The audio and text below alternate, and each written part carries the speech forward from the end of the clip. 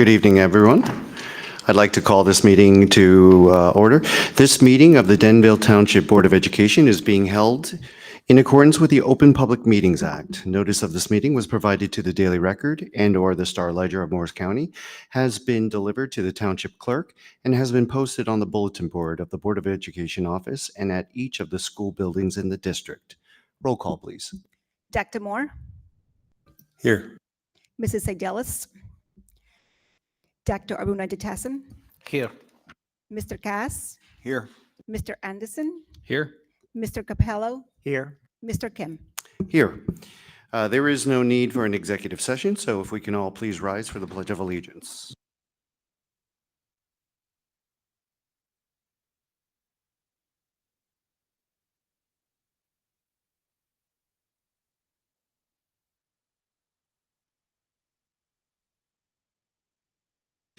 Okay, tonight we have a few presentations. So we'll start it off with the 2023-2024 school audit presentation by Mr. Brian Coe and Ms. Manley from Nisivosha LLC.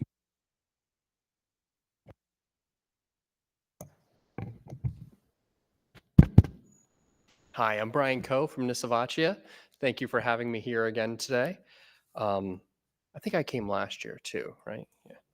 I believe the board has a handout. It's just summarizing what's in these wonderful books that we make for you every year. So I'm going to just start by thanking Damaris and the business office for all the hard work you do and putting up with us, because I know the auditors are everybody's favorite people, and we appreciate your patience and prioritizing us when we come, and we really appreciate that. Okay, so starting off in general fund. So that's going to be the top of your worksheet. This summarizes the difference between the 2023 and 2024 general fund balance, what makes it up. So you ended 2024 with $10 million, and you started off the year at 9.8. So you went up $331,000. Each one of these reserves here makes up your fund balance. So encumbrances increased by 385. Capital reserve decreased by 68,000. Maintenance reserve was the same. Unemployment, it went up a little bit. And the excess surpluses for the 2 years we kept at $200,000. And then unassigned decreased by $41,000. That is a state calculated amount.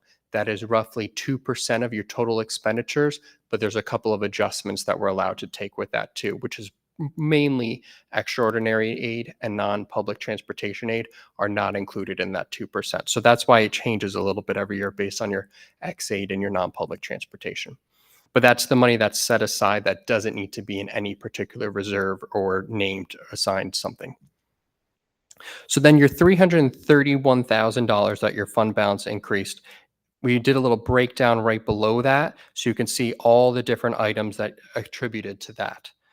So we started with local, state, and federal revenues. You can see we got $210,000 over what we budgeted for the locals. Same with the state, 212, and for the federal, we got $14,000 less than what we budgeted. That is just general fund though, so that is the Medicaid is what it's called, the funds that we get from the feds. So then we had unexpended budget appropriations of $4.3 million, but I'll go back. That number I have a little breakdown down below. Surplus was used as the $200,000, which is one of the $200,000s from up above. Prior year encumbrances of $669, and then some other small items. I'm going to skip down to the budget withdrawal from capital reserve. So you anticipated to take $2.9 million from your capital reserve and use it to balance your budget for capital projects. You didn't use all of it, so some did get sent back, but that was part of the $331,000 change. Same with maintenance reserve. You used $403,000 you budgeted for, but some of it you didn't use, so you did send that back. So in total, it came up with a $331,000 difference between July 1, 2023 and June 30th, 2024. So then just below that, there's a little explanation for the $4.3 million of unexpended budget appropriations.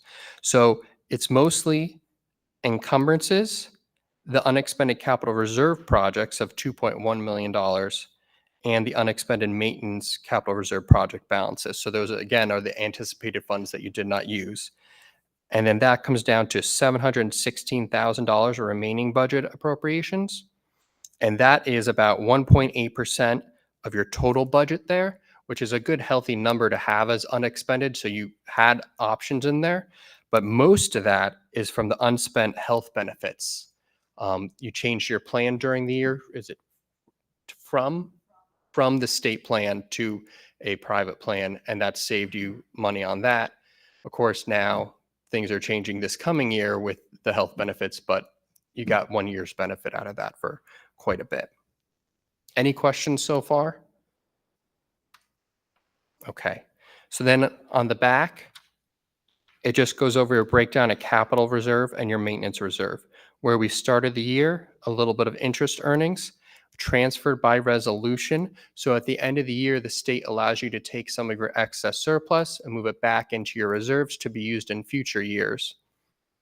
So we moved 654,000 to capital reserve and 226,000 to maintenance.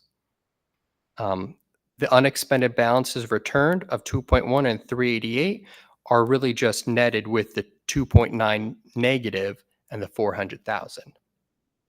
And then we had a withdrawal by board resolutions for small amounts. The 2,500 was to finish a capital project in Fund 30, and then some maintenance reserve items that came up during the year. So then if you notice, your maintenance reserve ended and began with the same $1.5 million. That is the maximum amount you're allowed to have in your maintenance reserve based off the square footage of your buildings. Thank you very much. I'll open it up to the board for any questions that they might have.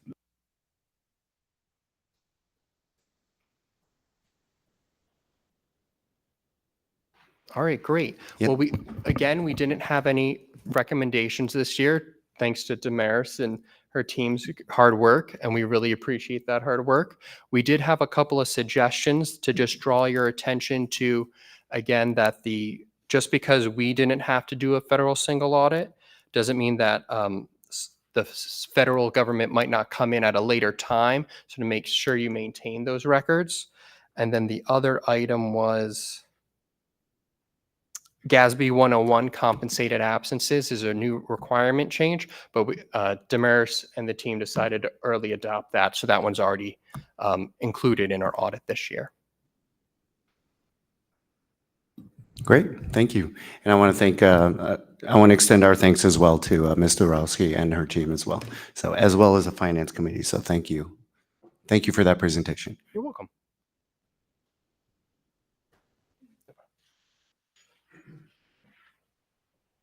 Okay, moving on with the agenda, we'll now go to Dr. Collis's presentation of the 2023-2024 NJSLA test results.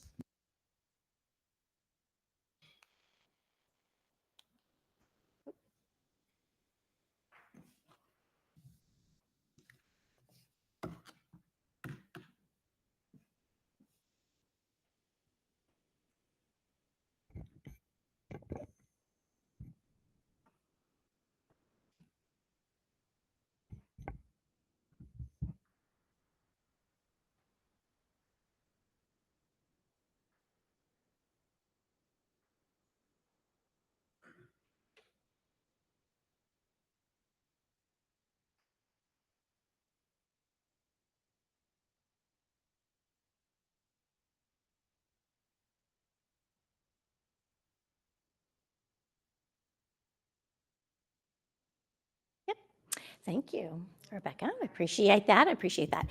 Well, it's time again to go over our NJSLA results. I always like to share the data with you because it's a lot of work behind the scenes for an entire year. And we get the results really in two batches. The first set of data I'm going to share tonight, and that's really our raw data. We use that to initially in placements for students and also for their programs to see if there's specific goals that we have for each student. Then we also look at trends in curriculum, trends across grade levels, but that's all of our own individual data because we don't have any comparative data as of yet. So the second presentation that I'll do usually comes end of January, February, when we start to get our neighboring districts or comparative districts data, and then we can actually look at our data compared to what everyone else has done. I do have some comparative data tonight that runs from 2016 to 2021-22 school year. I'm sorry, all the way to 22-23 school year. So it's not this data, but I do have a 5-year data collection that I can share with you comparatively. First, just our initial data. If you look in comparison to how our district performed compared to the state, on the left side, you'll have ELA, and on the right, you have math. For third grade, we have 73% proficient, and then again, on the right is compared to 44. Fourth grade was 76, fifth grade was 78, sixth was 74, seventh grade 86, and eighth grade 73. So that highlighted 86 was our highest of our ELA scores. And then on the right, you can compare them, and you just notice that's a 44% increase, or 44% disparity that were higher than the state average for that seventh grade ELA. On the right, you'll see our math scores. It runs from third grade at 71%, 64% for fourth, 58 for fifth, 56 for sixth, 67 for seventh, and then 26th for eighth. And then again, on the right side of that, you can see its comparison with state. The two arrows that are marked red on the right for math are the two grades that we had focus on. That was the fourth grade. We did the intensive coaching in fourth and seventh. If you'll note, we had a 20 or 19% increase in our fourth graders, but if you look at our seventh graders, it's incredible how much of an increase. We went over the state. We're at 67%. The state's at 38. And on the next slide, you'll see last year, the same seventh grade teachers were at 37%.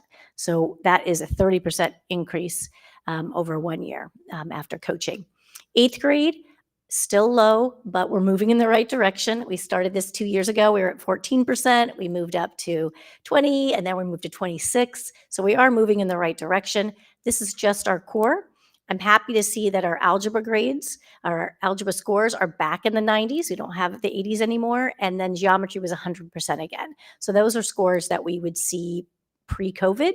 And I'm glad to see that we're back at that place.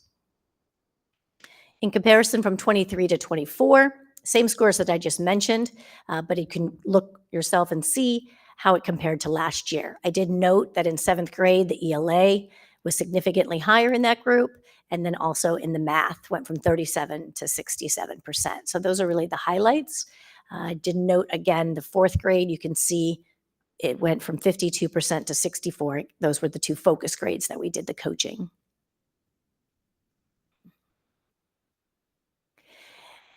The cohorts, so what you saw before, let's go back, that's good. What you see here really tells us information about grade level, curriculum, and training for teachers. So year over year, how are those seventh grade teachers doing year after year, delivering the same content or improving their content based on training.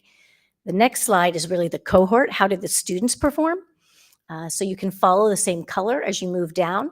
So in 2022, so this is our first group that has all of the data from post-COVID. So our third graders were at 60% that first year back, and then 73%, and then this year 78%. The next group you can see, fourth grade cohort was 78 right after COVID, then went to 81, and then transitioned from fifth to sixth. There's always that downward turn slightly from 81 to 74. But if you remember last year, that was about a 20% down, and now this is much less. That's what, 7% decrease. And they seem to go back up. So if you look at the fifth grade cohort, did take that downturn of 10% last year and then went back up into the 80s at the end of sixth grade. So that transition is challenging. Keep in mind that the test for third through fifth grade is the similar type of test. And then there is a change when they get to sixth grade. So there's a lot of transition that happens not only in the testing style, but also in the independence of the student. So we do see that slight downturn. However, it's good to see that it's coming back up. Same with the sixth grade cohort. Was 74, and then this year 73, so about the same amount. If you look over at math, I'm going to start with that third grade cohort, went from 55 to 52, and then up to 58. The fifth grade went from 64 and only a slight downturn of 62%. So only 2% transition loss. And then as sixth graders went back up, seventh graders went back up to 71%. So that's what we want to see. And our sixth grade cohort went from 44, 37, then up to 51. So that is good information to see. And again, that eighth grade score includes algebra, geometry, and all of our other core and advanced math. So it's all math students there. For science is a tricky one because the assessment has changed. If you remember in the days, we had a lot of 300s. Students did incredibly well across the entire state. Once they changed the test and the standards, things really took a shift in the state. If you notice that the pink column, 14% of eighth grade, where it used to be almost 100%. So certainly things have changed. And just to give you some background on that test, with the new standards, each question does test content, ability to interpret that content in a graph, chart, picture, and also to be able to use that data in an open-ended question. Students are required to read passages, sometimes multiple passages, and then toggle between multiple tabs to read. So they'll have one tab of reading, another tab of reading, then another tab of the charts, and then the fourth tab is to answer the questions. So students who have executive function issues, whether it's organization or auditory processing, any of these are difficult things. So it's very hard to measure if this is content, because I also know that these eighth grade students that have 28% go on and take 3 AP classes as seniors. We know that our students are doing very well in the high school in the advanced math science classes. So I'm not sure if this is telling us a lot of information about how well we're doing. Of course, we would like to see this up. As far as comparative to the state, we're kind of in the middle, right? In Morris County, we're like in the middle. We're not the top, we're not the bottom, we're like almost in the middle. So we would like to see this move up just as comparison, because I know that we should be similar to neighboring districts. So we would like to see this increase for sure. This is just for your information if you want to see what percentages go across from not proficient all the way up to exceeding. Clearly, in ELA, you notice that mostly you see green, which is great because those are students that have passed. That's meeting expectations and exceeding expectations. So you definitely want to see it higher on that end. We do not see a bell curve here. You definitely see that the students are trending upward as far as performance. On math, you see a little bit more of a bell curve. Not quite, but it is more central, like a bell curve would be. However, our students are tending to be in the passing range. So you can see that light green column, those are all representative students that are meeting expectations. So we would, of course, like to see the yellow smaller, red smaller, and then the bright green higher. And that's how we're in the direction we're moving. But I'm very pleased of the growth we're making in math at this time. This is some data on pre and post-COVID.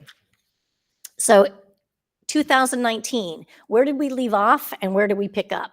So in 2019 was our last testing date before COVID, and the orange was a 75, the yellow fourth grade group was 87, and fifth grade was 90. When they came back a few years later, when we started testing again in 22, you can see that orange group went down that first year. They were at 63, but then rebounded in 23 and 24, coming back to pre-COVID levels. In fourth grade, we had 87. They came back first year, 86, and then around 80 this year. So they came back fairly strong. And then the last group from COVID, because all of these students will now have graduated out, they came back. They started as fifth graders, took the test, got a 90, and then that first year, we only have that 1 year of data in 22 because they all went on to high school. And that's the last of those groups. So no longer will we have that data to compare how they did after COVID. So we will just be picking up where we left off and follow those students moving forward. To do a school comparison, I don't really like to do the comparison because I really do feel like both of our schools are providing equitable programs. We have all of the same curriculum. We have the same assessments. We have the same coaches. They meet with this, each team every week. So I don't think anyone's getting less training. It really does come down to individual student grade levels, because you'll notice there's not like, it might be something if we saw that one school over another in every grade, but it really just depends on the subject and the grade for that particular year. So you can notice that for ELA, Lakeview was higher at 75 and Riverview was 69, but then you go to fifth grade, Lakeview's at 75 and Riverview's at 82. So it really just depends on the particular student in that grade. We have about 105 in every grade level around in elementary, and then we have at Lakeview, and we have about 60 to 65 in each grade at Riverview. For math, pretty equitable. They're very close in math. And then science, last year they were exactly the same and slightly lower at Lakeview this year and slightly higher at Riverview, but still around that same place. So I don't really see anything that stands out that we would need to draw attention to improving one school over the other. Okay. Our subgroups. So for this subgroup for ELA, it's gender. If you notice, our gender is pretty even. As far as meeting expectations, our males and females, we have 51% female and 49% male across our school district. And as far as meeting, they're almost exactly the same. For exceeding, we see higher for females. We see about a 12% higher in exceeding. And that's really that difference there, where in males, it's a little bit higher on approaching. For math, it's almost exactly the same. And one that's interesting is for science. Last year, this data was a slight disparity of males. It was 9% higher for males. And this year it swung more to females, and it's 2% higher for females. So all at about the same place if you look across that. So any ground we were not reaching, any gap we had in math and science, we're pretty equitable in those areas for gender.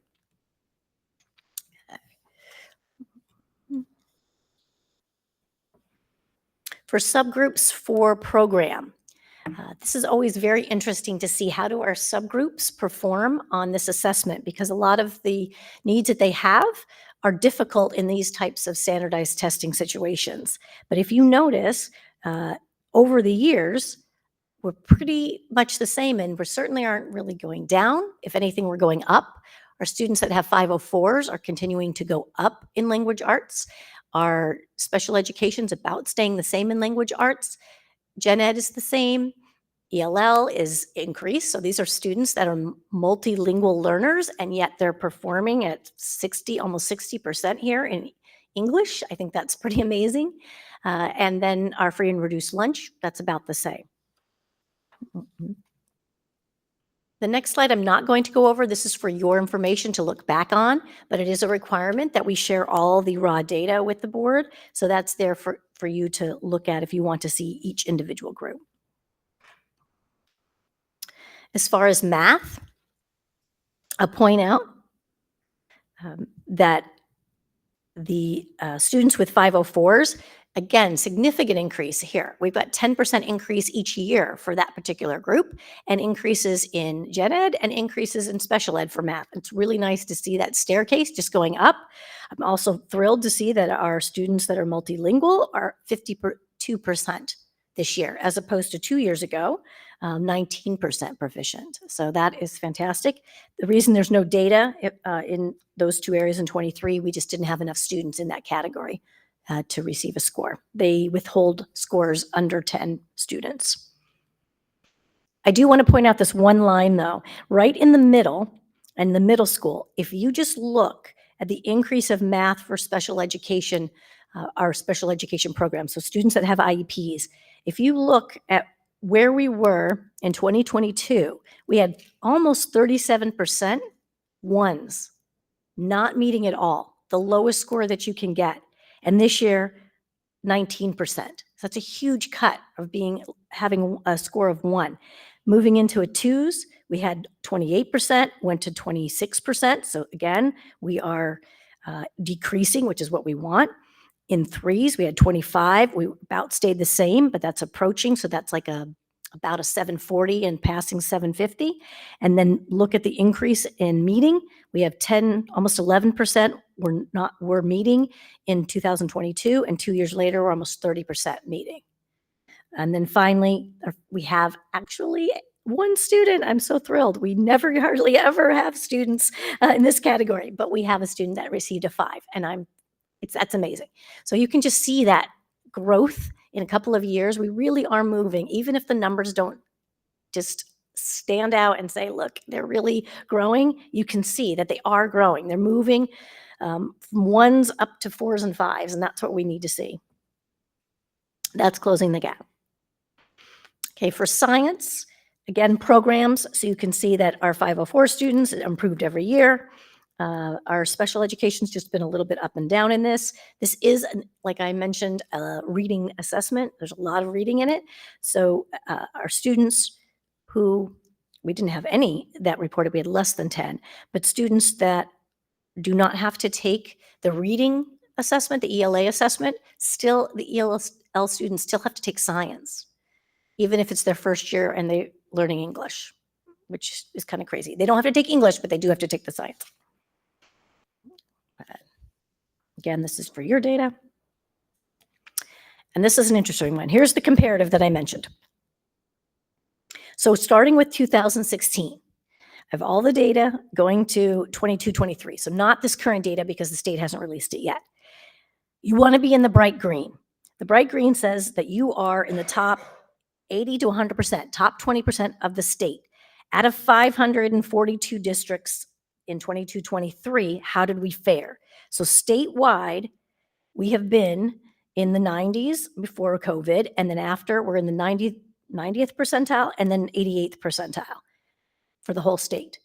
So we're faring very well. If you look across program, look specifically at our ELL population, 91%. So that's where we're ranking in the state.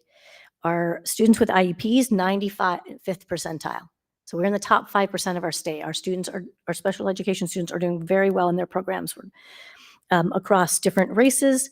We don't have a large differences. We don't have a large group difference. So some of these aren't shared, but we were at 81% and 92 for Hispanic, and then 86 for Caucasian white students. So in the top 20%, but even in most of the categories, 12th and above in the whole state. In math, we have, in 2023, we're in the 77th percentile. So even though we've been really struggling with math, you notice that after COVID, we're still in the light green, which means top, the top 40% of the state, so 77th percentile. For ELL, we're still 87%, 85 in math for special education. And then across, you can see the races. And then in science, you can see that as well. So the yellow and the reds are the areas you want to work on. And then the bright green and the lime green are the areas that you're doing well. So I'm very pleased. I mean, when I saw this, to see that we're in the top 5% across the whole state, that's all school districts, it's pretty impressive because I know that we're really pushing. And that's why I say that sometimes when we get our numbers, our raw data, it's hard to know, is that good? We always are pushing more and more and want everyone to get 100%, of course. But it's great to see that we're moving in the right direction. The last, I'm not really going to spend a lot of time on this, but again, this is compliance data. If you want to look and see across different races, how are we performing? You can see most of our students across all races, more of our students are meeting and exceeding expectations. None of them are categorically not performing, right? There's students in every race that of every race that are in the lower scores, but not predominantly. There's nothing standing out there. Math, I think there's a little bit more significance that I notice because I still see the light green is standing out the most, but you can see the orange and red and yellow a little bit more for our African-American students or those that are reporting Hispanic, multiracial, with that. So those are areas we want to watch. And then science, same type of thing. Okay, so So what does this mean? So here's some highlights. Our ELA scores are similar or have rebounded to the 2019 achievement. Our males and females have similar achievement data. Any math and science gap we had is closing. I mean, really, it's insignificant, any difference in math, and now it's only 2% in science. So really small gaps. ELA has the largest gap. It's 12%. We had significant increase in proficiency rates in those target grades. So as we do that intense coaching, it seems to continue to work as it did in 3rd and 6th. This year, we moved from 52 to 64% in 4th grade and 37 to 67% in 7th grade.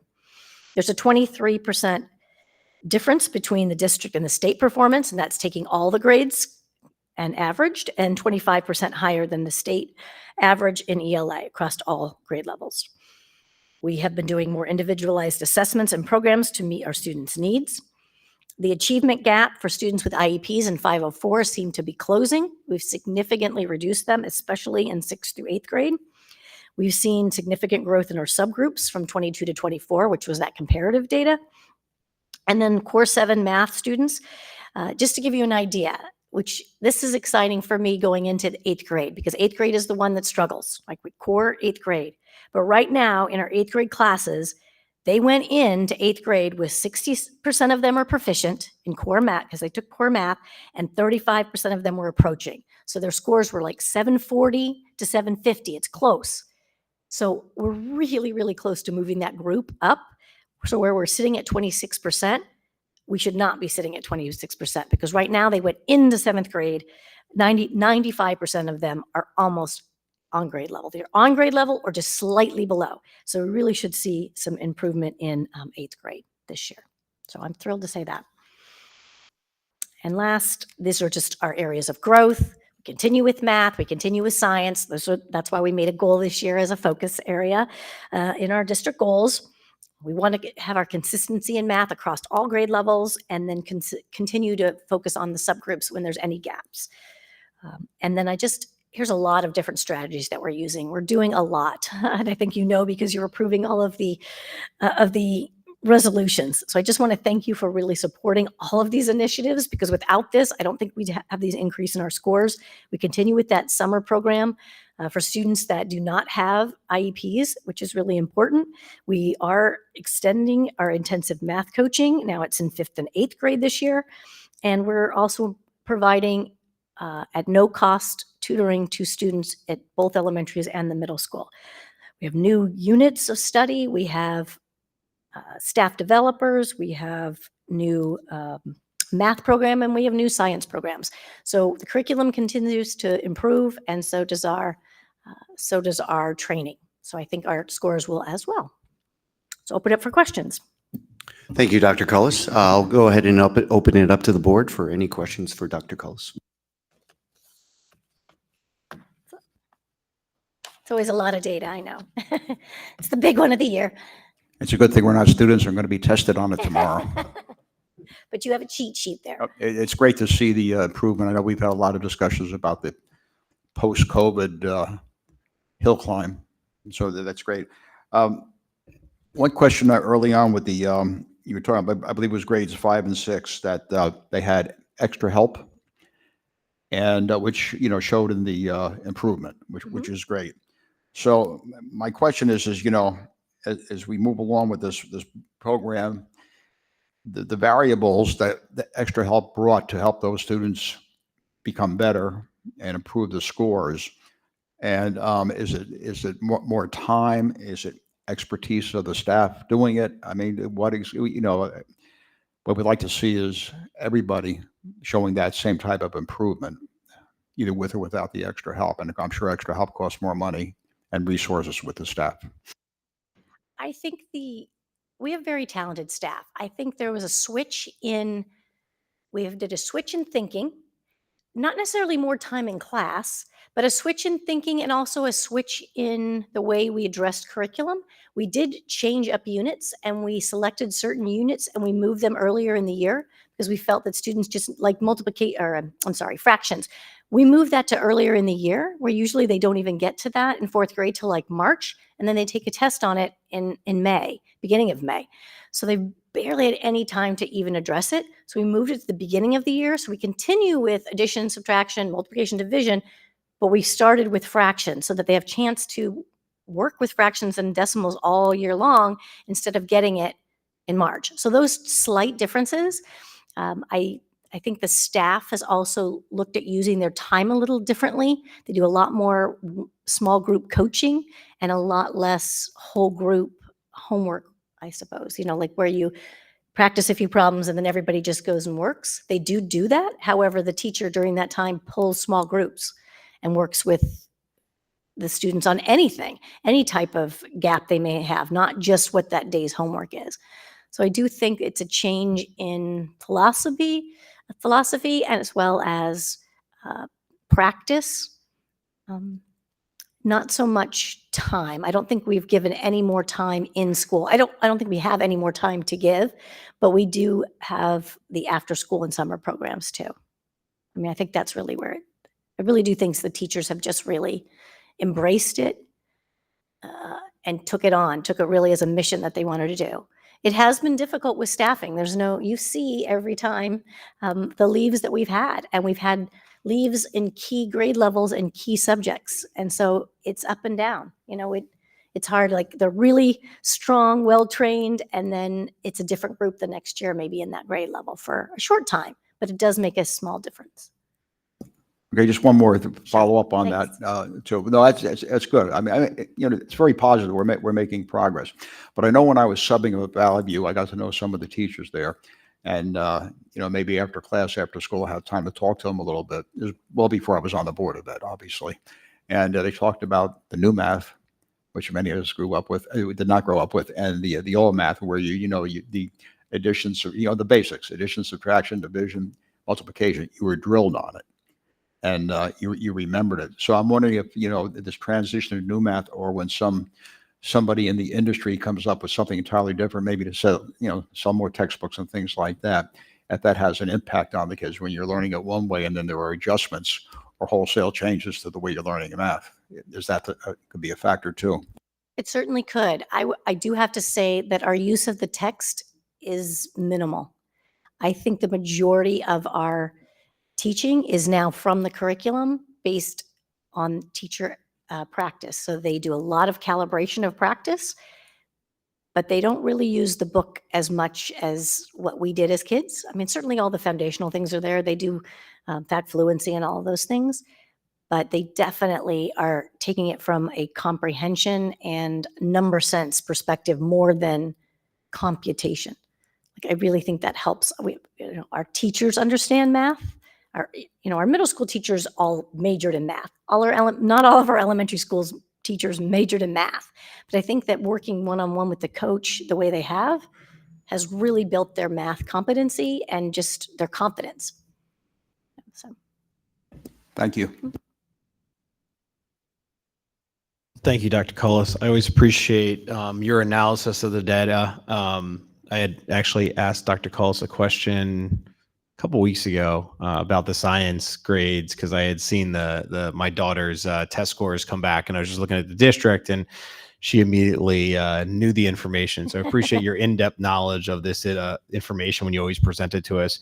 One quick question is just one of the things I noted was if you compare the free and reduced lunch subpopulation from ELA versus math, I see, and I know it's a small group, so I will say that I know this is always hard to look at, but just wondering what your thoughts are. I think it was like slide 13 versus 15. It seems like the disparity in ELA, free and reduced lunch, to our, for instance, gen ed population was not as significant as the math was. Any insight on that or thoughts on that?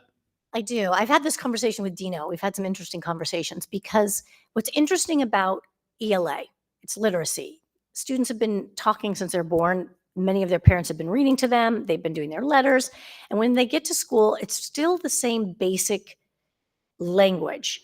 And each year it gets more sophisticated, but the skills are essentially the same. They just get a little bit more complicated. The opposite is true of math. So at the beginning, it's number count. It's very minimal number sense, right? Very simplistic. And then each year, it's actually new content, and it's getting more complicated and more complicated and more complicated. By the time, think about it, it's calculus by the time you graduate high school, whereas ELA has pretty much just gotten more sophisticated, but the students just continue to grow as readers and writers. But math, it's a new, if you didn't have it strong the year before, it's even harder the next year and harder and harder. So I do think that we're always going to see students that are struggle in math more than they're going to do in reading, just because it's harder. It's just harder content. And so if they fall off early on, I mean, that's why we're hitting them hard in the early grades, because if they fall off, it's so hard to catch up. It really is. And so where ELA, it's not so much. It's also easier to move them when students are advanced and they really, all of a sudden things kick in. It's easier to move them to a higher level than it is to math, because they didn't have the foundation. So now moving to a higher math, they're missing things. You know, it's almost like every year is totally a different subject. You know, it's geometry, and then it's algebra, and it's pre-calculus. They're different as well. ELA is English all the way through. Yeah, there's almost like a compounding effect. Yeah, to it, too. it really is. And we see it. And that's why 8th grade, every year we almost go up like this in ELA, and every year we go down like this in math. And 8th grade core being our lowest. You know, the kids that have been struggling all the way through are definitely struggling in 8th grade. Just one Yeah. more quick follow-up question, Sure. not really related, but the 5-year district percentiles, where there's NAs, that's just not enough students to evaluate, because sometimes we seem to go in and out of some of these categories where we have enough one year and it seems like it drops off or comes in and out. So is that, am I reading that correctly? It is, but it also is from this, if certain school districts didn't have enough, or their data was embargoed for when this report was created, they might not be in there. Because I was looking and like, did we get more school districts for a couple of years in New Jersey? How did that happen? But I don't think we did. I think that just some school districts didn't have their data reported. And so they didn't pull or they didn't have enough in that category, so they weren't reporting that year. But I think that's the case. Great. Thank you very much. Questions?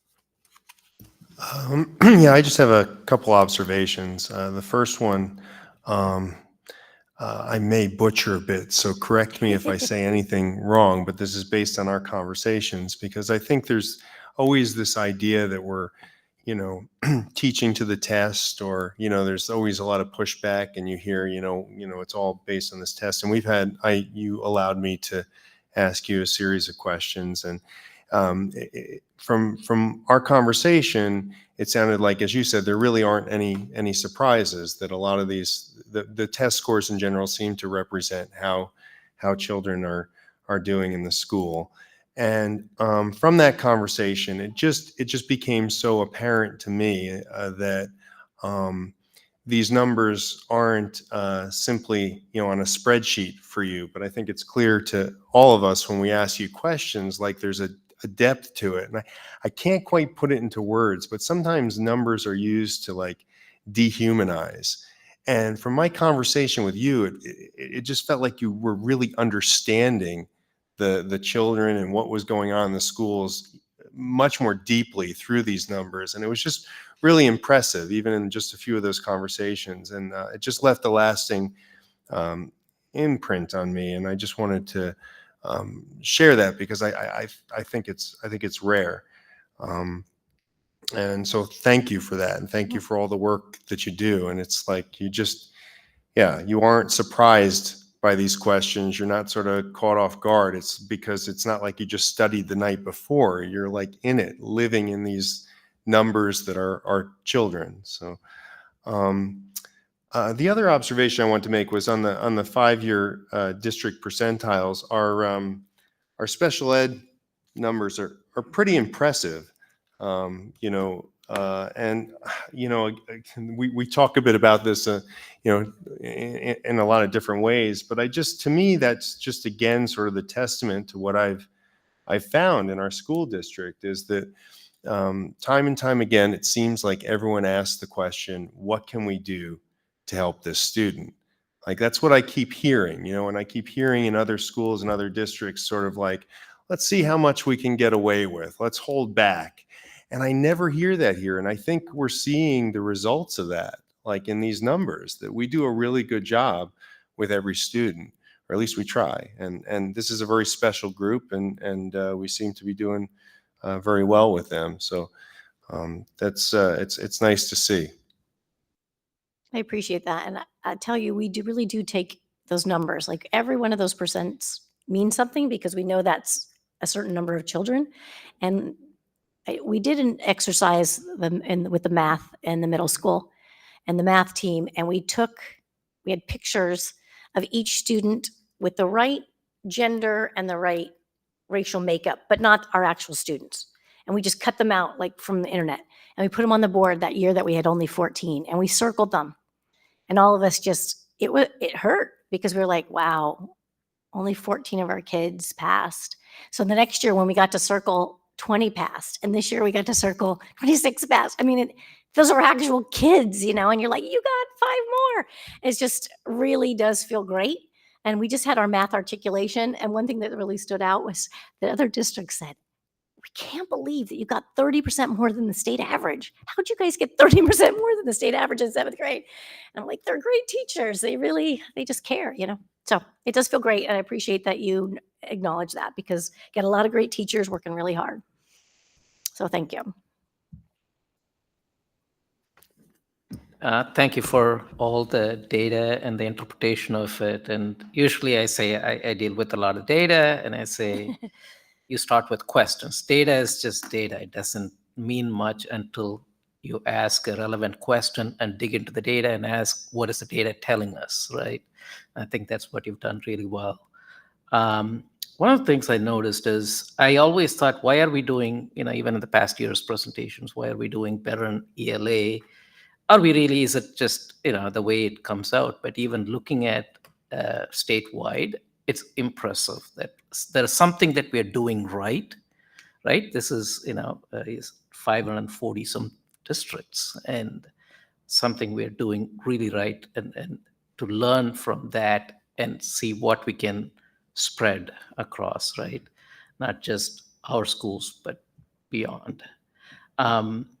Coming to the math also, I think not only is it that we have greens, and I see the most important question we asked, I think when I joined the board 3 years ago, is how is the COVID cohort going to do? Are they resilient? Are they going to bounce back? I think, I have to dig into data deeper, but I think it shows maybe there is recovery in the COVID cohorts that are coming through. So I think that is very good. And it's not without extra effort, and that's where my question is going. I know that you have attempted a lot of ways of tackling math, different types of resources that we've tapped into. Do you have a feel for which one is helping more, how each of these resources are helping, and how do we embed what those resources are? Now maybe we rely on some external resources to sort of either we subscribe or whatever. Is there a way to embed it into the regular curriculum, right, in terms of math? This is specifically on the math questions.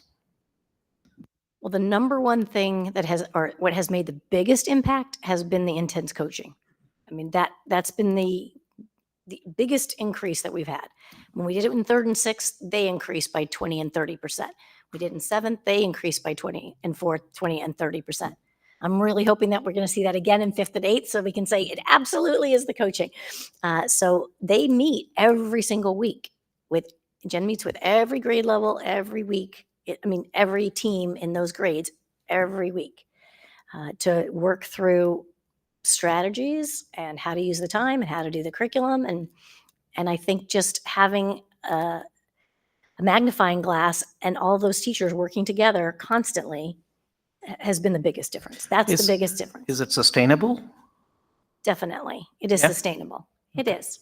Next year, all of the students that will be taking NGSLA, none of them took it before COVID. So they're all been working their way up since COVID, the ones that are testing. So all 3rd through 8th graders are back since COVID. Okay. So that will be interesting Yeah, to see. what I meant was, is the intense coaching, is the taking extra hours for teachers, and are the students have to come outside the class hours to get that coaching? If so, is it possible to continue to do that kind of intensity? The intense coaching is for the teachers. So so the coach meets with them intensely. But we do have the tutoring in all the buildings. And the high impact tutoring money is going to run out this year.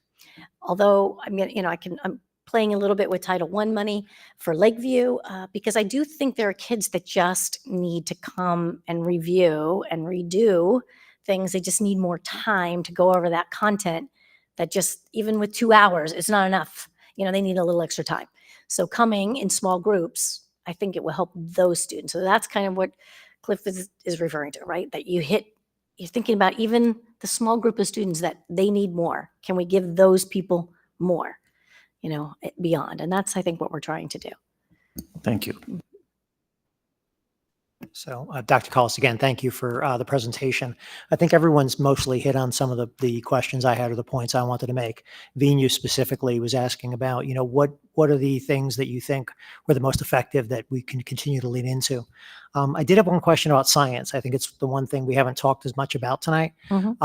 What can we do there? I mean, we have a lot of interventions in place and ELA and math, but to improve those science scores, what can we do? So our math and science is our goal this year. And one thing we did was we purchased new curriculum that I think is a lot more content laden, but also has more assessments. The students have got to have more assessments with this type. Like, we're enjoying the hands-on learning, but if they aren't given the problems that they're going to see down the road, where they have to read something and manipulate the materials to come up with a unique answer, they're not going to be able to change those test scores, really. I hope that the test, I want to get on the state committee because I really want to share with them that I think that if we're having 14% across the state, but yet we're graduating all of these students going to science field with tons of AP classes and, we're like top in the whole country. High is the top of the whole country. How is it that makes sense? How does it make sense that only 14 are passing when that's not the case going forward in reality?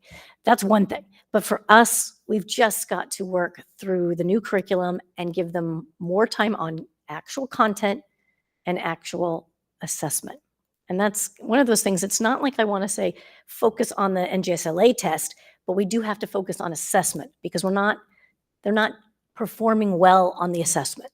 I think they know way more than what they are showing. I mean, our biology kids go straight into honors in high school, and honors chemistry or honors physics, and some of them aren't passing 8th grade science. It's like, come on, we know that they know this.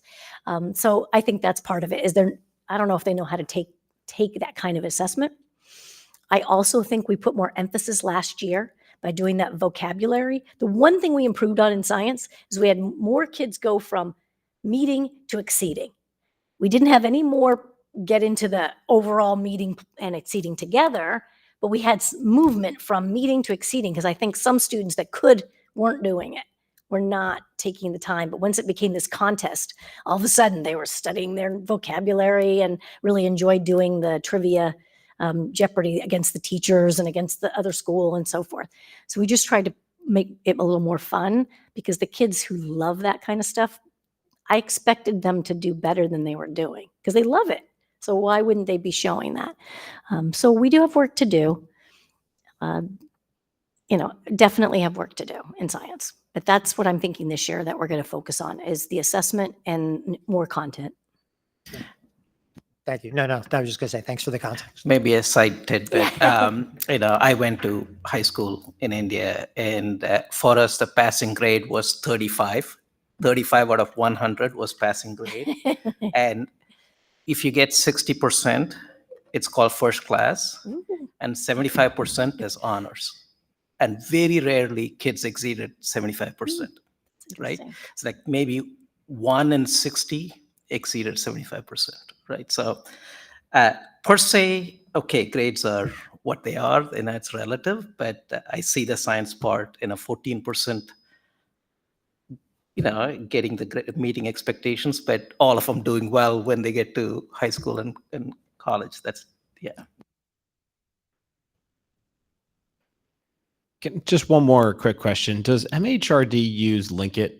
Yes.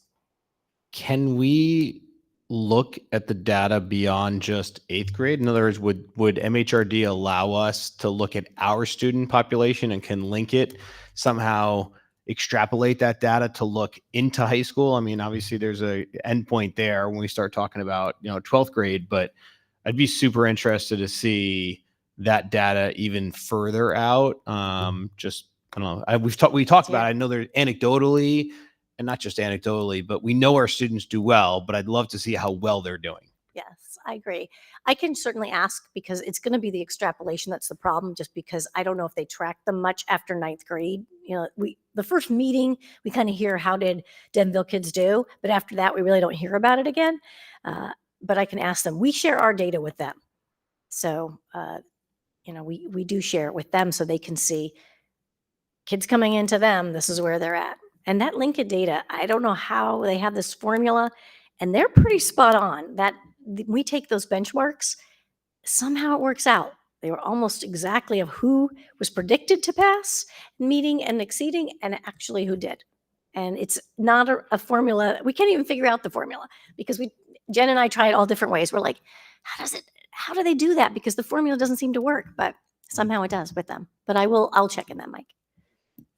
Dr. Cullis, I want to, on behalf of the board, communicate to you how extremely grateful we are, one, for the presentation, but also for the hard work that you and your staff has done. You talk about I remember this presentation for over the past 2 years, and we were looking at the math scores, and we were and you were saying of all the things that you were doing, and it sort of reminds me, right? It's you're not only like in today's society, we want instant gratification. And I think what you were imparting on us is that this is going to take some time. We need to set the foundation. We need to set the goals and train the teachers, like the intensive coaches and everything else. And I think, from my perspective, I see the results, and I couldn't be more happier. I mean, I was looking through the math curriculum the other day from the IMP committee minutes. I mean, it was like a 584-page curriculum. I'm like, wow. So yeah, it clearly there's a lot of work that goes into this, and we have to be patient, right? And I'm sure that the science will be something similar once you set your mind to it. I feel like you'll be laying the groundwork for that as well. So extremely grateful. And I think the other thing that we're seeing is that the culture that you're cultivating as well, right? So just the fractions examples, which to me it makes sense. If it's something that's a harder topic, started sooner, which makes a lot more sense. And it sounds like you and your staff and your team has come to that conclusion, and we're able to implement that. So again, I want to communicate how extremely grateful we are for this. So thank you. Thank you. I appreciate the time. I know this is the longest meeting that we do, but I know it's important to really talk about this because this is why we're all here. So thank you for giving me this much time. And thank you for continuing to support us in all the aspect. Everything on there is support of the board. We wouldn't be able to do this without that. So thank you. One other point. Thank you again. Sandy and I speak about this at length on what makes us special too.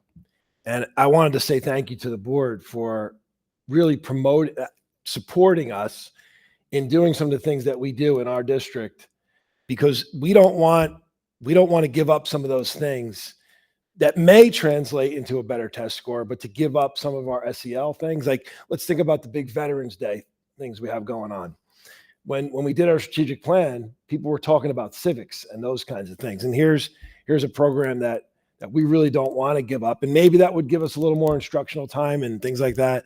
But we've sat down and had these conversations a few times that we're special and for other things too. And we don't want to lose that, even if it may possibly translate into a higher score on something, but it would reduce some of the other things we do. So we both talk about that. We both want to thank you for the support to allow us to continue to do those things and keep this place special as it is now. Definitely agree, Dr. Forte. Thank you. So, okay, moving on with the agenda. Dr. Forte, when you're ready, superintendent comments, please. Okay, so a Valley View sports update. The girls cross-country team came in second in their county group. The boys soccer team had a record of 5-6-2 and won a playoff game. And the girls soccer team is 9-3, still alive and playing in the second round of the tournament this week. We have our Veterans Day celebrations coming up on November 6th at 9:30 a.m. at Lakeview with a New Jersey State Police flyover. If you're around, it'd be a great thing to see.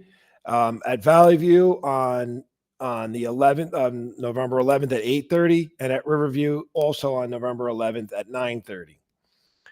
Betsy Ginsburg, the director of the Garden State Coalition of Schools, which we've been a member for the last few years, has asked me to testify on behalf of the Garden State Coalition on school security and mental health.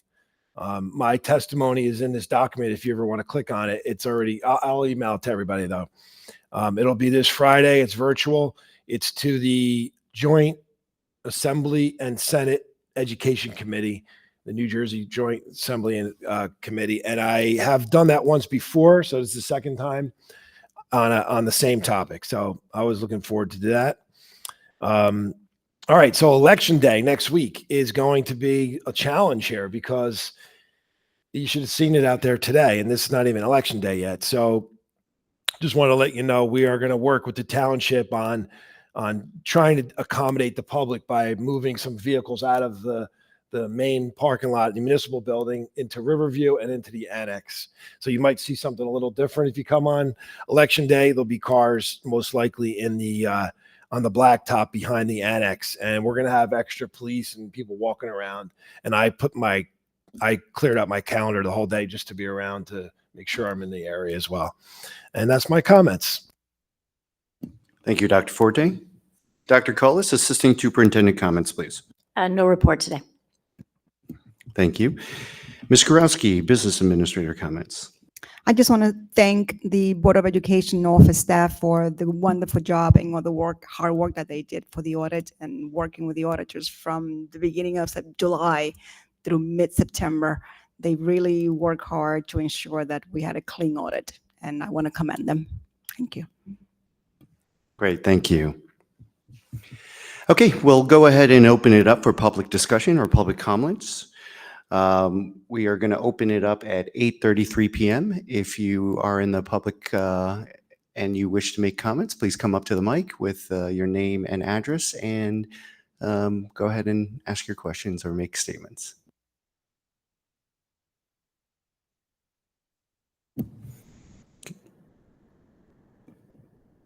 Okay, seeing no one online and seeing no one come to the microphone, we'll go ahead and close comments at 8:33 p.m. and we'll move on with the agenda. Mr. Capello, can you take us through old business action to be taken? I'd be happy to. If there are no objections under old business, I would like to move items A, B, and C. A are the Treasurer of School Money and Board Secretary reports from September 2024. B are education reports, report of student enrollment, report of the health office from September 2024. The 2024 Denville Public Schools NJ CUSAC District Performance Review. Number 4, approve HIB VV 2024-25-01. And finally, C, the work session and executive session meeting minutes from September 9th, and our regular session and executive session meeting minutes from September 23rd. I'll second. Thank you. Questions or comments? Roll call, please. Dr. Moore, Yes. Dr. Aruna Jatasan, Yes. Mr. Cass, Yes. Mr. Anderson, Yes. Mr. Capello, Yes. Mr. Kim. Yes. All right, and personnel, Dr. Arun Jatasan, if you can take us through that section, please. Certainly. There is no objection. I'd like to move the following items.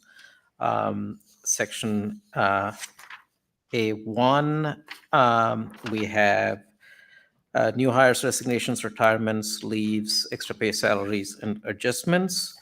And there are items A through L, and I have in addendum M and N. And want to call attention to item number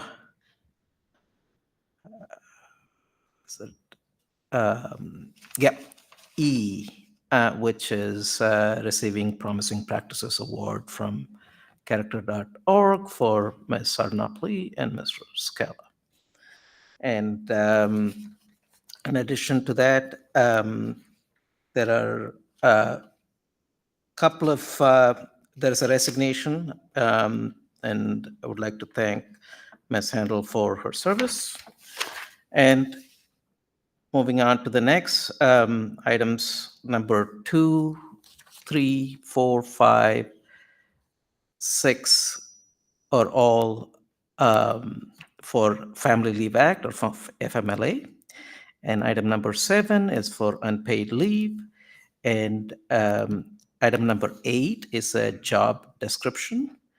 And item number 9 is also related to leaves. And item number 10 is for new hires for 2. One is Mr. Matthew Casaba and Ms. Jennifer Barbosa. I'll second. Thank you. Any questions or comments?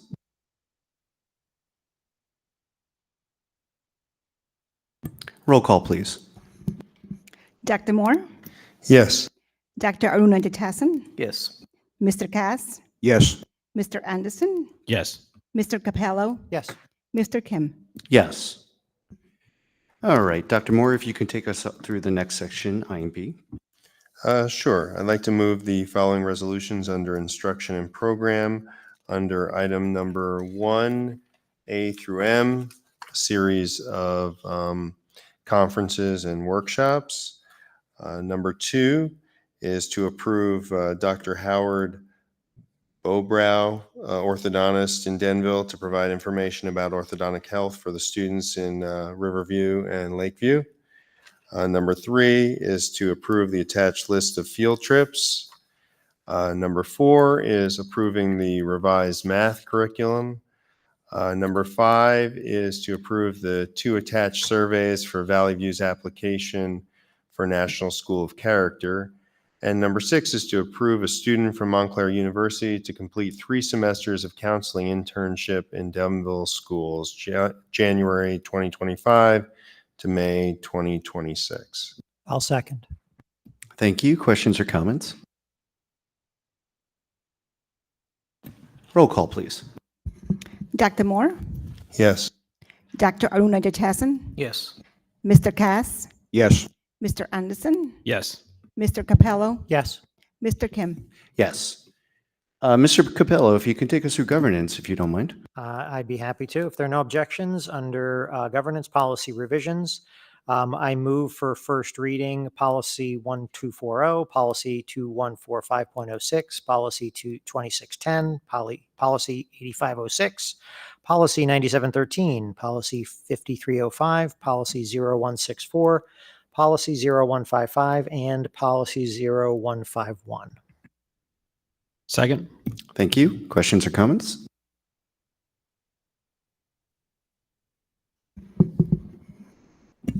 Roll call, please. Dr. Moore, Yes. Dr. Aruna Jatasan, Yes. Mr. Cass, Yes. Mr. Anderson, Yes. Mr. Capello, Yes. Mr. Kim. Yes. Mr. Anderson, finance, if you will, please. Sure. If there's no objections, I'd like to move under D, finance, item number 1, which is our checklist. Item number 2 is approving the comprehensive financial report with the audit report that we just received verbally earlier.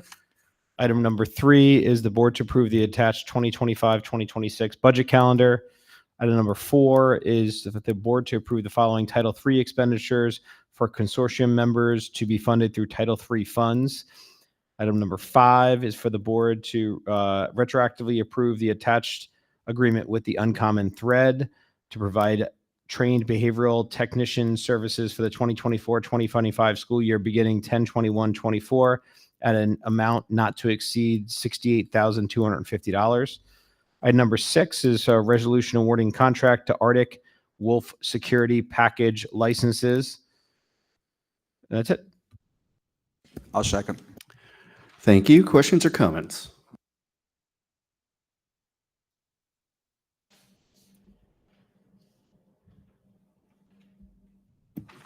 Roll call, please. Dr. Moore, Yes. Dr. Aruna Jatasan, Yes. Mr. Cass, No on the milk fund, yes and everything else. Mr. Anderson, Yes. Mr. Capello, Yes. Mr. Kim. Yes. Mr. Cass, operations, please, if you will. I'm going to start with transportation, item number 1. I'm going to ask the board to approve the Denville Public Works mechanics to assist the Denville Board of Education as needed for the 2024-2025 school year at a rate of $43.48 per hour. And also, I'm going to ask the board in item 1.2 to retroactively approve the following school bus emergency evacuation drill reports. We have Lakeview School on October 4th, 2024 at 9 a.m. Riverview was done October 1st, 2024 at 9 a.m. And Valley View was done September 19th, 2024 at 9 a.m. Under Buildings and Grounds, I'm going to ask the board to approve the following resolution for participation in the Sustainable Jersey for School Certification Program. We have 11 items in this resolution. I'm going to highlight some of the important features of the 11, starting with number 1, that the Denville Board of Education seeks to participate in Sustainable Jersey for Schools to focus attention and efforts on matters of sustainability and pursue initiatives that will lead to Sustainable Jersey for Schools certification. Item 2, I'm asking for support. I'm asking for the Board of Ed and the district superintendent to support and work with school staff and administrators, school and parents to ensure a safe and healthy environment for students by encouraging the school community to implement sustainable, energy smart, eco-friendly, and cost-effective solutions. Item 3 is to teach students about ecological, economical, social sustainability, environmental health and nutrition, etc. 4 is to use resources more efficiently, to reduce, reuse, and recycle, to follow the green building standards for construction and major renovations. Number 5, use resources wisely. Number 6, we commit to the continuation of the Sustainability Leadership Team, also referred to as the Green Team, based on the guidance of Sustainable Jersey for Schools. And we go down to number 10 here. Our superintendent, Dr. Stephen Forte, is going to be the district's liaison to Sustainable Jersey for Schools. Item 11, we agree to complete the district actions and to support the district schools in completing their actions. 2.2, as we do every year, I'm asking the board to approve for the use of the Valley View Wrestling mat for Morris Knowles Holiday Wrestling Tournament on December 20th through the 23rd. And item 2.3, I'm asking the board to approve the attached quotes from TMM Building Solutions LLC for snow plowing services for the 2024-2025 school year in the amount of $185 per hour at Valley View Middle School and Riverview Elementary School. I'll second. Thank you. Questions or comments? I had a question on 2.3 with the, on the snow plowing. I know we've had shared services with the town occasionally, depending, how bad the storm is and everything. And it's just that 2 schools, so we're anticipating our snow plowing could not keep, our people could not plow the snow with our trucks without getting additional help on waiting in the wings if needed. This resolution is only just to be proactive in our practices. We have a few staff who will be out on leave, and we want to make sure that we will have coverage in case of a big storm. Good idea.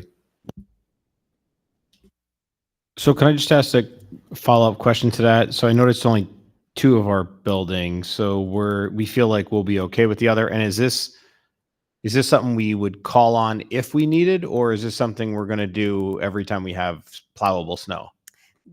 We definitely needed one of the school. The other school is as needed because we'll be short one staff. And the third school is okay. We'll have enough staff to cover that school. Got it. Thank you. Okay, roll call, please. Dr. Moore, Yes. Dr. Aruna Jatasan, Yes. Mr. Cass, Yes. Mr. Anderson, Yes. Mr. Capello, Yes. Mr. Kim. Yes. All right. Next on the agenda is the good of the cause, committee reports, correspondence, and discussion items. Dr. Forte, do you have some board meeting highlights that we should share? Yes, I will read you what I did. So far, I have the auditor gave a stellar report of our financial management for 23-24. Dr. Cullers presented on the district test scores. The PowerPoint will be posted online, and the Board of Education discussed class sizes and instructional space. That's the one that we haven't done yet, but I'm assuming we're going to have some kind of conversation about that. Perfect. If there's anything else that a board member would like to add, let us know. Otherwise, we'll dive right into any conversations. So we Yeah, I have, just wanted to give a quick update. I went to the Riverview PTA meeting as liaison, a great bunch of people that I see at these meetings working very hard for our students. And just a couple of highlights, which I think are very important. They're starting a book club focusing on the mental health initiative, which is something that we talk about a lot these days. So that's a good thing. They talked about all their fundraising efforts, the book fair, the fun run, et cetera, and they've done very, very well with their fundraising. A lot of generous support to those initiatives. They're also going to be doing bulb planting for the spring. And the playground, they're looking at doing some enhancements there with more swings, et cetera. And they're always thinking of things to make the school more welcoming and visually, it's a happy look to it. So got a fish tank, and they're thinking out of the box on more kids stuff there for the school. So they're up and running and doing a great job for the upcoming school year. Great. Thank you, Mr. Cass. Yeah, so at our IMP meeting, we talked a little bit more about the space considerations. This was due in part to Mr. Anderson, bringing up the question of whether our policy really reflected the strategic planning goals, and it was on my list of discussions as well, because part of I guess my concerns are threefold. The first one is the one that Mr. Anderson raised. The other one is that if sort of our policy is to wait till things get overcrowded before we do anything, you're talking about a number of years then before we can actually do something about it with a building. That's a lot of years of kids that are going to be in conditions that we don't really think are optimal or good. And the other part of the strategy that concerns me is that if the message to the community is that, things are fine, we're monitoring the numbers, we're okay, and then all of a sudden things aren't okay, that's kind of a hard question then to answer. And I know some of the feeling on the board was that, if we try to do this, maybe there isn't enough sort of pain for it. But, my thinking is I just don't know if that's our call. Like, I feel like I would rather do the right thing and, have the town decide, and then it's on them. If they don't want to do the right thing, then it's on them. I said in the meeting, go yell at your neighbor for not making the correct vote. But trying to anticipate whether or not they would do something that's right for the town. I don't know that that's something that I feel comfortable like choosing for them. So those were some of my thoughts, and then we decided that we should bring it to the board as a whole to kind of discuss a little further. And I am going to organize a tour for class sizes we discussed. If you guys, anybody wants to come, just let me know so that you can see what it looks like and feels like, because maybe 23 on paper looks and feels differently, or maybe if you went to the classroom, you realize there's only 16 actually in those classes, what that feels like. I'd be happy to take anybody who would like to go. We talked at the last Building and Grounds meeting, the Operations Committee, Finance, all of us, about looking to an update to our demographic study. And we discussed the review annex. There's room for empty classrooms on the top floor, and we don't need them yet. When will we need them? I don't think anybody really knows. So I think it costs money, but I think we need to find out, and it's probably something that needs to be updated every maybe 1 or 2 years of how the student population is going. And you're right, it's come out, you don't do an expansion of a school overnight. It takes a lot of time for the financing and getting it done. And if you needed a new school, it's the same thing. It's going to take a long time to get it done. But I got to be convinced that we need either an expansion or a new school before, I would approve it. And you got to see the data. You got to see some reliable data. And I point to Jefferson up there, who did get impacted by some lack of state funding, but they had to close the school. But obviously they had the room in the other schools to accommodate those children and resource that other school for something else. So the last thing you want to have is like an empty school that you can't use in another 10 years. So I think that Dr. Grip's study was really good. I mean, we finally, after all these years, we finally got somebody that knew what they were doing and gave us some real good information. And then we compared it with the actual numbers. He was right on the money. Even if he was a couple % off, you take that. So I just think that's money well spent. Keep up with the demographic studies, even if you get like an abridged version to know what the count's going to be. And also if we could, take a look at, where they're going to be placed. It'd be great if you'd have a crystal ball there and tell you if those classrooms on the annex get filled up on the second floor, what grades are they going to be? How many kids you're going to have in each classroom?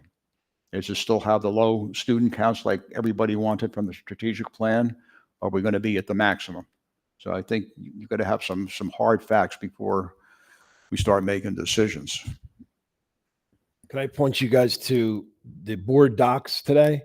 Scroll to the bottom where it's yellow. There's 3 documents posted there. You can take a look at them. The first one is our Dr. Grip proposal for the updated study. I did a little spreadsheet to tell you the costs, so you'd have an idea what the costs.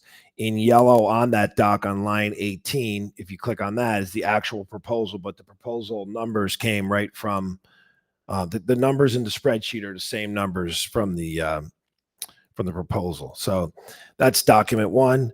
Document 2 is the class side policy, and document 3 is our enrollment. And if you look at the enrollment doc, I inserted some new information in column J through N. So this is the most recent one that you're already voting on tonight, or already have voted on. Anything with yellow is either at the district maximum. Remember, recommended maximum, it's not a hard line. It's a recommended maximum according to our policy, either at the maximum or over. So in one elementary school class at Lakeview, we have right at the number of 23. And remember, some of the kids come out for services and things like that. So it's not like they're there the whole time either. And then I took all classes at Valley View that were not phys ed. I didn't include phys ed. Any classes in Valley View that were 25 or over, and I inserted that there on the right just to keep an eye on that. And 29 is the maximum, recommended maximum. And you could see that we do have 3 classes at the maximum and 1 over the maximum at Valley View. So this is some of the data that you have to work with to see where we're at and what we need to do. And I think it'll help us with the conversation.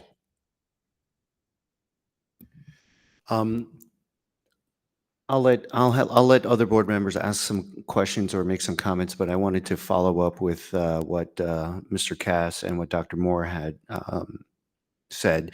Dr. Cass, I definitely agree from Dr. Grip's demographic study. We should reevaluate when we should be asking him or having or enlisting him to redo that study. We have a new price quote, and it looks like it seems in line with what we paid last time. I mean, it is definitely more, but I think there's more bells and whistles that we might be asking for. So that's definitely a conversation that we should be having.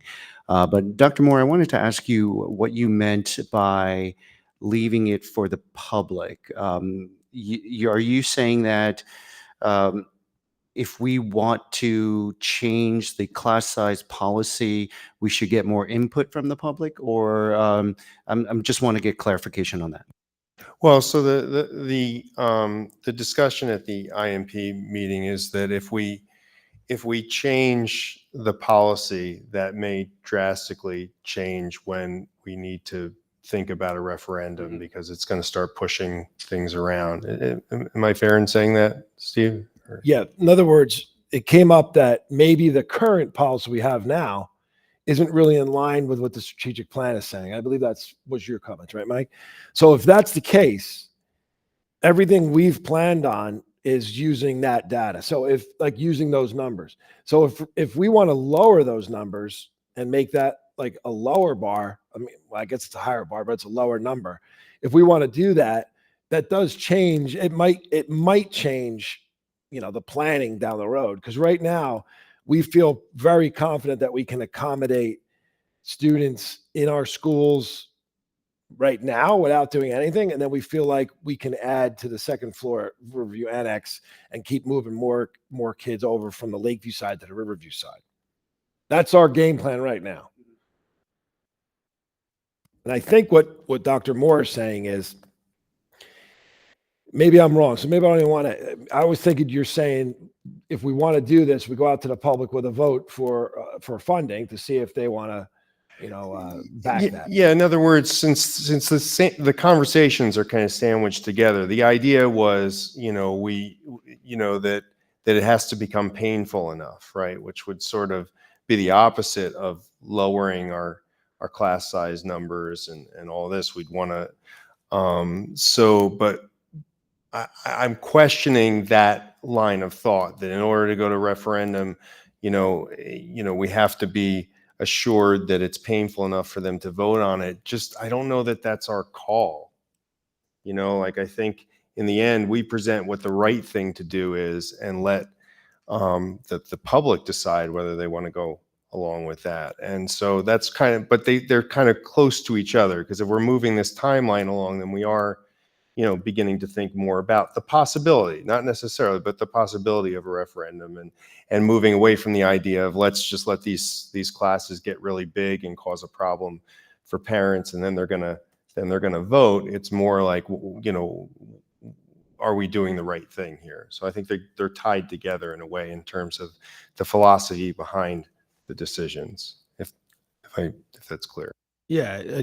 So I see what you're thinking. I think that's like 4 steps down the road. I think we should start with, just like we said, like, all I'm asking is let's look at that policy and feel like we as a board, do we feel it's appropriate, right? I think that's step number 1.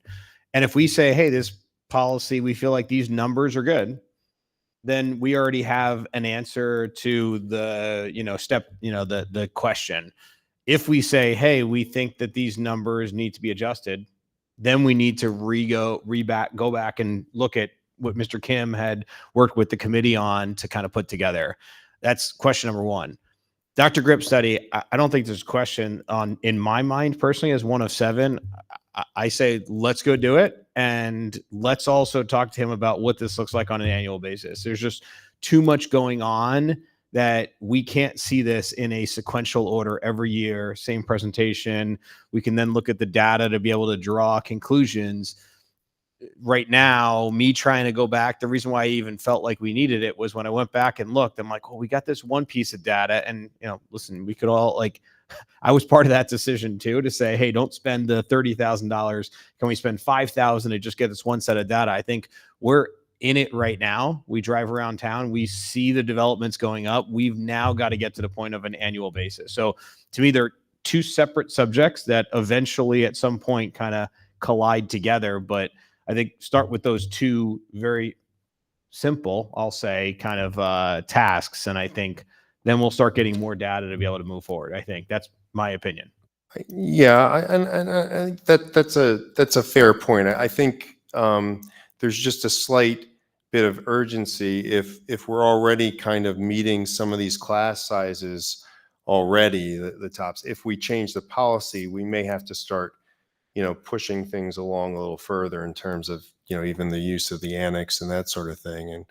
And so that's kind of why in my mind, they're kind of dovetailed together. And it felt like in the IMP meeting, we were kind of like, going in that direction. But So one way I want to sort of propose a question and maybe change this perspective, and it's in line with Mike, what your thought process was during the last meeting was, if we were, are our class sizes optimized now? So Dr. Cullis made a great presentation today of showing improvement in our test scores. And now my question is, are we seeing these improvements because these class sizes are already smaller? And obviously we're talking about the elementary grades, right? We're not talking about the middle school grades, because the middle school grades or classes will have specialized classes that need to exceed a certain number, as you showed in one of our spreadsheets. So in our elementary classes, are we, as Dr. Moore had suggested, are we already close to the limit of our policy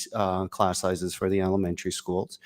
And are we also seeing improvement in our test scores? So in a way, the teachers are working through the challenges, even with a higher class size, to still improve our test score. So, or will the teachers be able to improve the test scores and the students' education by reducing the class sizes, so that we maybe artificially reduce change the policy to have a lower class size, which is what the strategic plan was hoping for.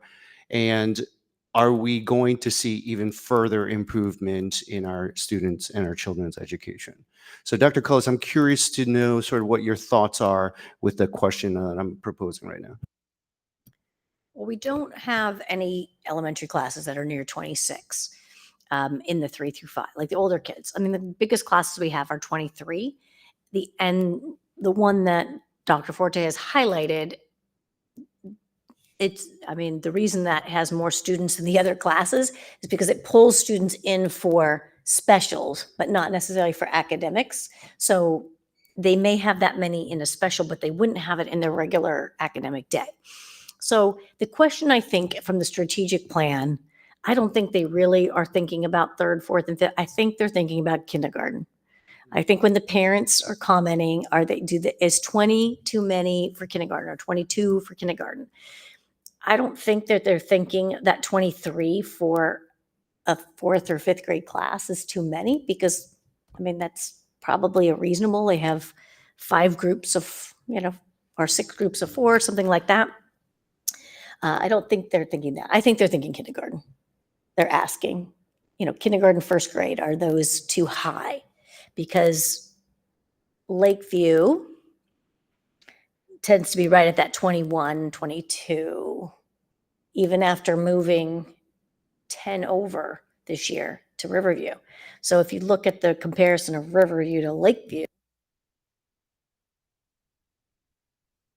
So just we're all 18 before August 30th. They were all about 18. And then we get a bunch of them right at the end in Lakeview every year, right there. So that to me suggests that if we just took a snapshot of just kindergarten and 1st grade, right, that we're pushing up against the policy class sizes now already. And if Dr. Grip's demographic study continues to show that we'll have more and more projected students in our district, there's a high probability, and we can ask that with Dr. Grip, there's a high probability that they would be kindergartners and first graders. So,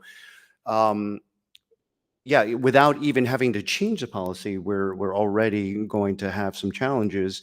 And so I guess, yeah, what do we do next?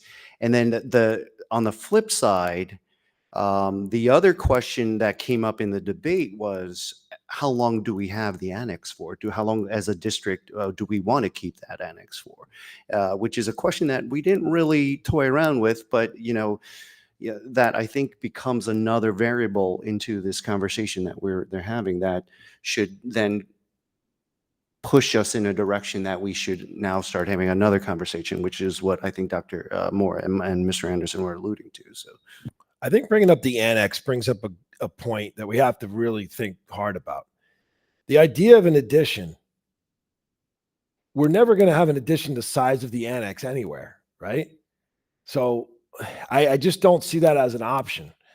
I gave you a spreadsheet that showed the cost comparison between buying something the size of the annex and renting the size over 20 years, but that was again with lower interest rates of around 3%. I think they're more in the 6 to 6.5%. That's a significant difference. When I did it though, it really did show that the rental paid off. Obviously, when the 20 years is up, you don't have anything, like you got another 20-year lease. And personally, I don't see it as a real permanent solution. It would be a great solution for a bubble. Like if you're going through a bubble and you need it for 20 years and then you don't need it anymore, that's a great solution. But I really don't, I know we keep talking about additions and I just don't see us being able to put an addition that big anywhere. Right. So I think it's really not going to be an addition. It's going to either be continue the use of the annex or build a school somewhere else that takes the place of the annex and covers all the other needs we have at the same time. That's what I see as a viable option. Not that we couldn't build an addition. It's just not going to be that big. I mean, the back of Riverview, it's a flood zone, right? So we could build it on stilts, but it's going to cover like the whole field pretty much. The front here, we did the math a little bit. Maybe we could put like 8 rooms, but you can't, it's not the size of the annex. So just giving you guys an idea of, to think about while we're having these conversations. Well, that'd be something to put on the to-do list with the committee, like we're doing with the bus garage, right? We took a couple of things off the table. We think out of the boxes, some of them just not practical. But how many classrooms could you get? It cost money to the architect to put something together. How many classrooms could we add on to Riverview? Including the four that were. We did it before. It was only going to be like 4 in the back. And then Damaris and I, just without hiring somebody to do it, we used Google Maps and we walked out there. If we did a 2-story addition in front, you're talking about maybe 8 classrooms. There's 16 across the street. So like it's going to be difficult to. It's not going to replace the annex. Right, exactly. Because you have the 4 on top. I don't think anybody in the room would want to go spend money on a building and still be renting a space, right? I think if we're going to do that, we're going to get rid of the rented space, I believe. The other thing you have to remember too is that an addition requires significant displacement from current students that are at those schools. So, I mean, I think we're talking way far ahead now at some point.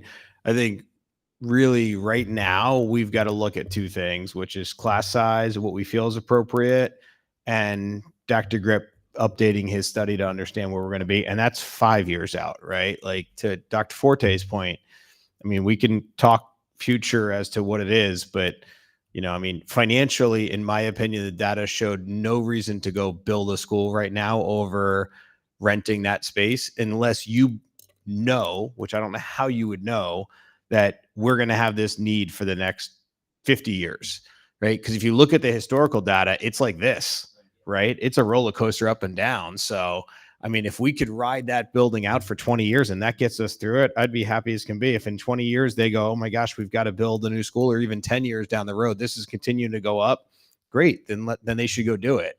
But right now, from what I see, if we can get through that building, if this 5-year projection, we can only look out 5 years. That's the reality, right? I mean, we don't have the ability to look any further out than that.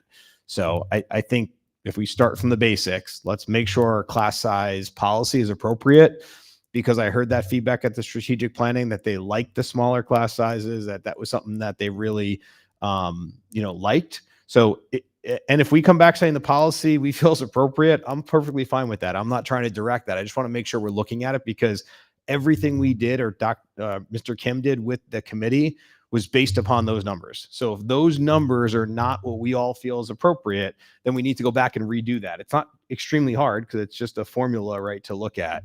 But I just want to make sure we look at it that way. And I would, love to hear from Dr. Grip as to kind of whether his projections are still the same, that the developments aren't any different, or basically aren't different than what he had already seen, but just to double check and make sure births and all that kind of stuff that he looks at, he does a phenomenal job. So that's where I would start from. And then I think let's look at that data and understand what our next steps might be. One thing to remember, though, when he did the last one, there were only 2 of the developments were settled. So he didn't include them in the figures. So all of them are now settled, meaning they all have like permits and they're ready to go. So he'll be able to include that in the information. I think he redid a couple pages, right? But he may not have known the exact like bedroom breakdown and things like that. So yeah, good point. I think that he'll have some more data. And I know we're looking at the next round, but I don't believe that that's really even on the docket yet. I think right now we're just looking at kind of the current 5 or so that are being built. What about the next round of affordable housing? We don't have any kind of information on that right now. There's some basic numbers that have been thrown out from the state, but that number is not finalized yet. That's my understanding, is that the town still has the ability to go back to the state and say they don't agree with that number, which I'm suspecting they will. My understanding is that number was somewhere north of 400 affordable units, the initial state number. That was just based upon data I had seen in the newspaper. So, but I believe the town has until January, I believe, to go back to them, and then they'll come back and give them a final number. That's, I believe, the new process, but everything's brand new. Don't quote me on that.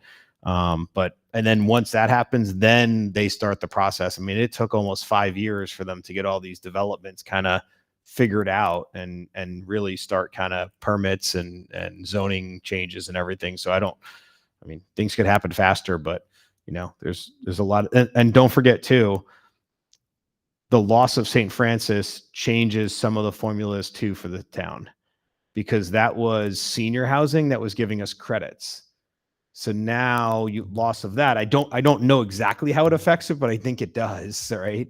So there's all these pieces that come in. Does that give the town the ability to then push some senior housing that would help us out with credit someplace else? I'm not sure. Right. So these are all things I don't know about, but I don't believe, to answer your question, Mr. Kim, my understanding is, I'm sure behind closed doors, maybe, but in the public, I've heard nothing about any property or development or anything. And Dr. Forte, I know you've got a close relationship with the town too on this. Have you heard anything different than that?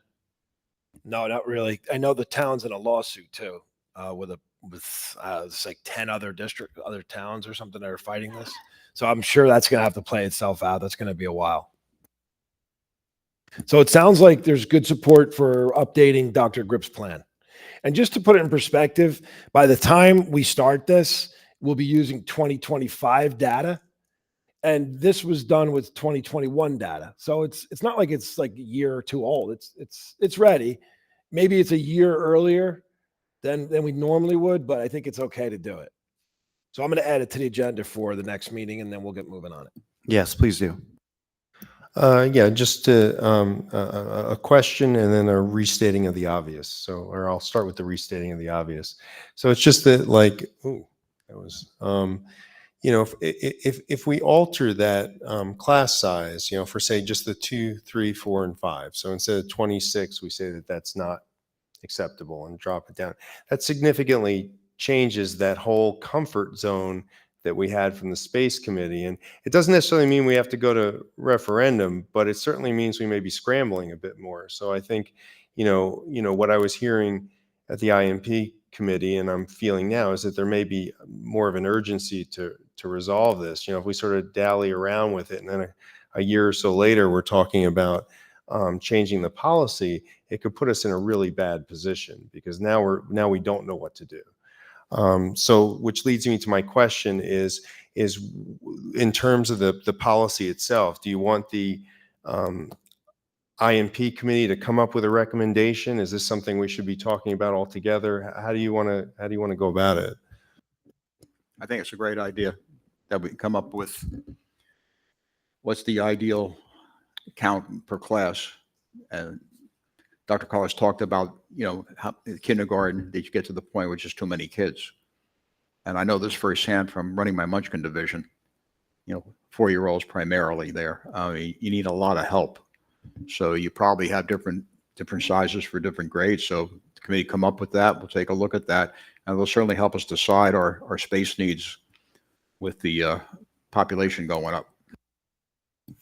Yeah, what if we artificially just went through, or not artificially, hypothetically went through a number, like if we did K1, KN1 dropped it down to 20, and 2 through 5 dropped it to 23. If we went through that exercise, what would we have to do? Because it would affect Dr. Cullis and the staff. There'll be a finance and a budgetary impact as well. And then once we have Dr. Grip's numbers, then we could do that special assessment again as on top of that. So, we could definitely ask the IMP to come up with an ideal number, but in absence of, because there might be so many different variables, there's so many different inputs that say, okay, well, if we drop it to 22, what does it mean? 21, 20, so if we just pick some hypothetical numbers, maybe we can run through that exercise by just picking some specialized numbers or something. So I have it on the agenda for the next IMP meeting, which will be in November. And at that time, we'll decide whether or not these numbers need to be changed. A recommendation will come from the committee to see if the policy needs to be updated. Yeah, I'm sure that all these government agencies that are involved with education, there must be some best practices out there, what the recommendation would be for an ideal count for kindergarten classrooms. And maybe it varies depending on the demographics in a particular district, particular part of the state, urban versus rural versus suburbia. But I think there's got to be some numbers out there that could be used as information. Not necessarily we have to follow them.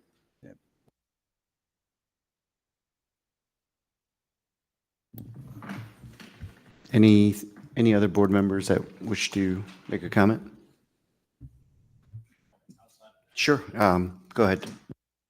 Just a couple of good to the cause comments. First of all, Denville Education Foundation held their golf outing, tricky tray, and auction last week.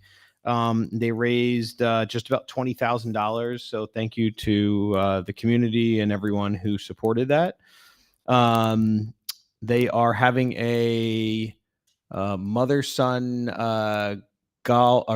bowling/laser tag coming up. So check out their website for anybody interested. One thing Dr. Forte mentioned earlier was just, after Dr. Cullis's presentation was just, kind of thanking the board for the support. I would also thank the administration for always making sure that every dollar we give towards academics, which are the most important thing in the district, that they're doing it in an effective manner. I think I feel very comfortable that we don't spend things that we don't need to, and you're always finding ways to get creative there. So I was just thinking that when Dr. Forte mentioned that. And then the final thing that came to mind when we were talking about Election Day was just a quick snapshot that about 10 years ago, we moved the Election Day polling out of the schools. And thank goodness we did that for security. And I can't imagine, we probably potentially would have had to consider closing schools this upcoming Election Day just due to the potential volume of voters. But I know Dr. Forte was involved with that when he first came over, and it was a big push. The Mayor Andes was very supportive of it. So what a great accomplishment. I know it's 10 years ago, but just a snapshot that still happens in other school districts, that they have Election Day in the schools. Great, thank you. Any other board members? Okay, moving on to the agenda, we'll go ahead and open it up for public comments at 9:19 p.m. If you wish to make a comment or ask a question, please feel free to come up to the microphone and state your name and address. And if you're online, please type in your name and address in the chat box.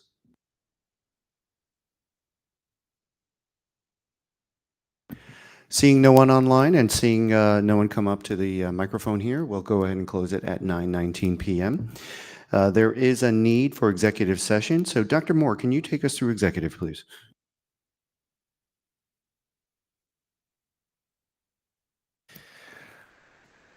So I'd like to convene executive session in accordance with Section 8 of the Open Public Meetings Act. The purpose of this closed session will be to discuss negotiations, legal, security, and personnel issues. Minutes of this session will be made available to the public when the need for confidentiality no longer exists. I'll second. Thank you. All in favor? Aye. Aye. Any nays? Abstentions? Okay, for the public, we will be adjourning after the executive session, so there will be no further voting. So thank you and have a good evening. We are in executive at 9:20 p.m.